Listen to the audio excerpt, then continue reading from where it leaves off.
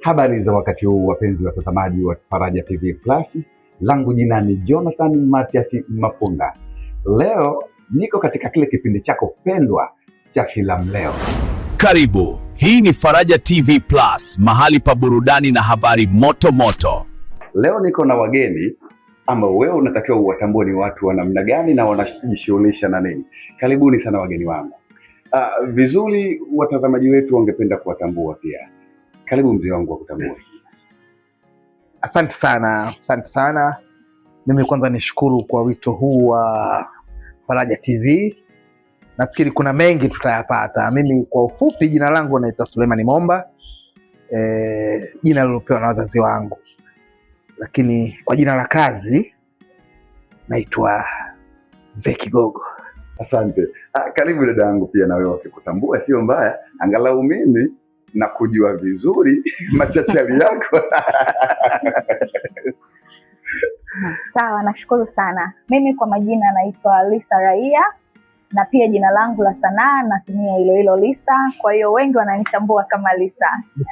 Karibu sana. Asante. Unajua dada Lisa, kuna wakati ninapomwonaga kwenye filamu zake kuna vitu najifunza sana. Ni mcheshi kama vile Mzee Kigogo, kuna mahala fulani nimekuona hivi.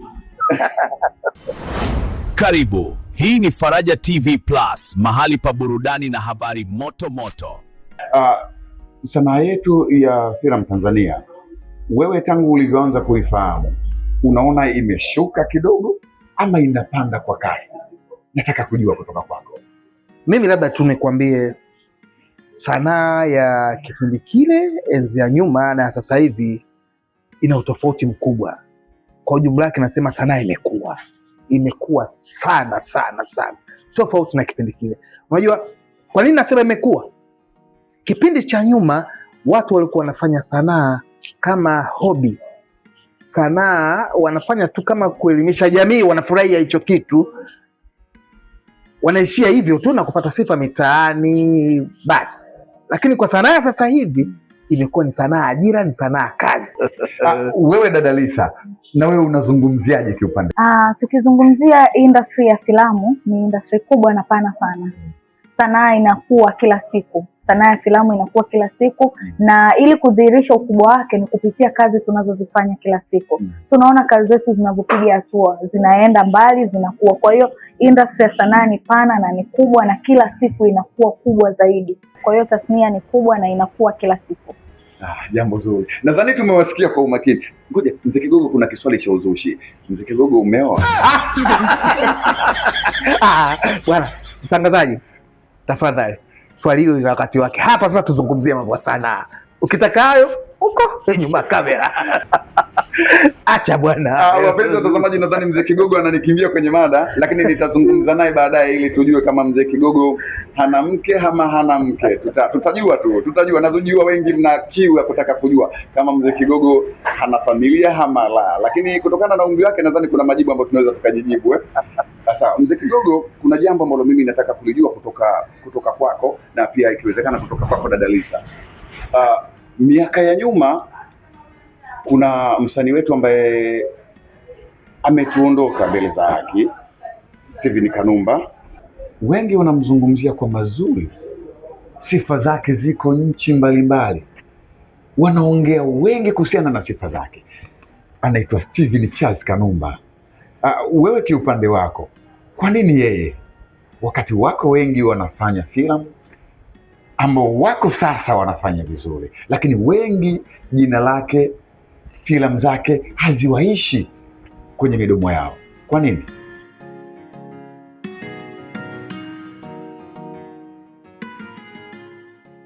Mimi nasema, ndugu mtangazaji, kwa kweli umetugusa. Mimi umenigusa sana unapomtaja Steven Kanumba.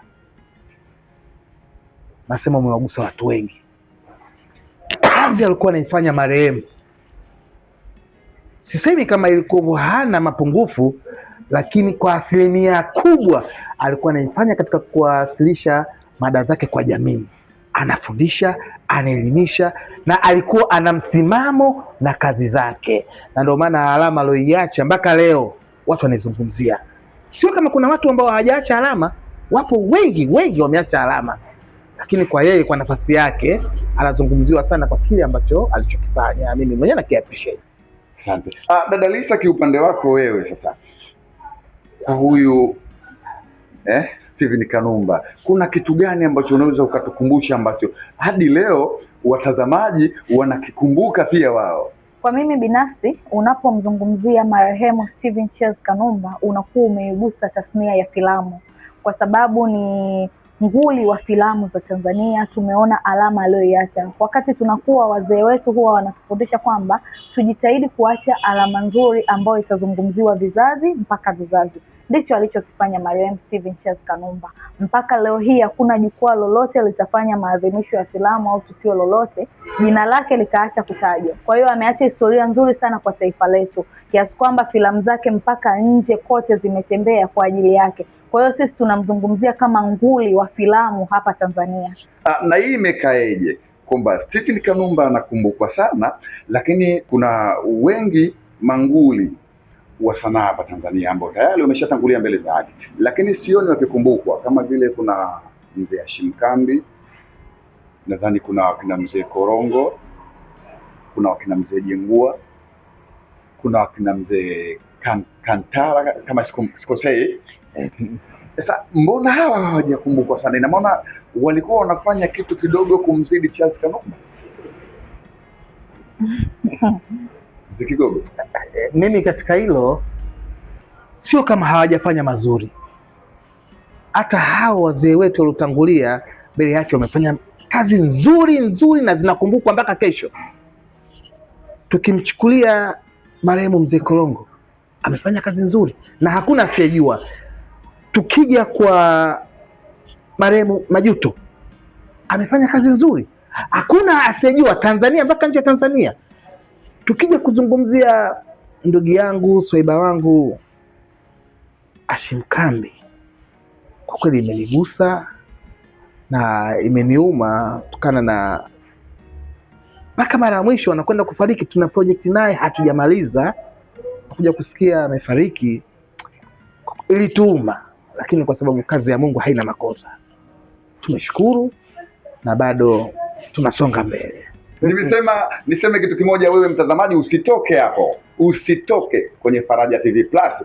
Kuna mambo mengi na vingi tunavizungumzia, endelea kuwepo hapo hapo. Karibu, hii ni Faraja TV Plus, mahali pa burudani na habari moto moto. Dada Lisa, Yes. kuna jambo nataka kulijua kwako. Kuna filamu kama 3 hivi za kwenye mitandao ya kijamii, kama sikosei, kuna moja inaitwa Menkwa, silizipendwa sana, watu wanaipenda. Kuna nyingine inaitwa Dunia, kama sikosei, na nyingine pale inaitwa Big Boss. Yes. Nadhani kuna vitu anavipenda huyu, anataka kujiunga kwenye kile chama ambacho hapana. Unajua kwa nini ameitamka Big Boss? Yes. Hauwezi kuzungumzia filamu za mitandaoni sasa hivi zenye hadithi nzuri, zenye kufunza na zenye kuonya kama Big Boss. Big Boss ukiifuatilia kiundani, inafundisha, inakukosoa na inakuelekeza nini ufanye, nini uache, hasa nyinyi vizazi vya sasa hivi. Nitakuja kuzungumza nawe vizuri, unielezee hapo. Dada Lisa, wewe sasa, ipi pendwa kwako, au kama chaguo la mzee Kigogo? Mimi kwanza nimezungumzia Big Boss kwa sababu pia producer wa Big Boss Clamvevo, mimi ni shabiki yake sana. Yaani ninamtazama kama role model. Napenda kazi zake kwa sababu nimemfuatilia alipoanza mpaka alipofika. Tumeona ni mchapakazi, lakini pia ana imani na tasnia ya filamu. Yaani anaamini kabisa kupitia filamu na anawekeza nguvu, akili na kila kitu chake kwenye filamu. Kwa hiyo mimi kiukweli naipenda sana tamthilia yake ile ya Big Boss. Kwanza inafundisha vitu vingi hasa kwa sisi vijana. Dunia leo vijana wamejaa tamaa sana. Alafu tukiangalia wenzetu waliofanikiwa, tunatamani kuwa wao pasina kujua wao wanapataje hivyo vitu. Ukifuatilia ile tamthilia utajifunza vitu vingi sana kama kijana. Ina maana dunia haijafundisha nayo? Hatusemi kama haijafundisha. Hapa ulizungumzia kama vitu viwili vitatu. Lakini tukiangalia tasnia kwa ujumla wake kwenye habari za mitandaoni, mimi naweza nikakupa hata 10 zilizokopo bora, na ukiniuliza hata usiku ukiniamsha bwana, katika hizo 10 hebu nipe sifa ya kila moja, nitakwambia. Kuna vitu ambavyo hujavitaja. Kuna tamthilia ilikuwa inaruka, inaitwaje ile, nafikiri House Girl. House Girl ya House Girl? TV. Hiyo mojawapo na ilifanya vizuri mno. Hakuna mtoto ambaye ukimuuliza swala la House Girl asiyeitambua. Hilo la kwanza. La pili, kuna jengine mnalisahau tu hapa. Kuna ya yule mwindi Unataka kusema muuza maji? Swadakta. Mwindi yule muuza maji. Mimi nimemuelewa, ngoja kidogo. Nimemuelewa mzee Kigogo, nimemuelewa. Nataka nikupe vitu. Nimemuelewa kwa sababu anasema House Girl, nimemuona mle ni baba wa Kai Bei. Sasa kwenye muuza maji nako hivi vinaonekana kuna mahala nako anataka kugusa. Mimi niseme endelea kuwepo pamoja na sisi hapo hapo. Mwanzo wa kipindi hiki ndio mwanzo wa kipindi kingine. Karibu. Hii ni Faraja TV Plus, mahali pa burudani na habari moto moto. Naseme yote kwa yote, niwashukuru sana kwa namna ambavyo tumechangia mada yetu, na labda neno moja huko tunapotaka kulitupa. Wewe unatupa wapi neno moja? Wapo wengi ambao ningewapa neno la shukrani, kwa sababu hakuna kwanza asiyemtanguliza Mwenyezi Mungu mbele, ndio alotuwezesha mpaka kufikia hapa.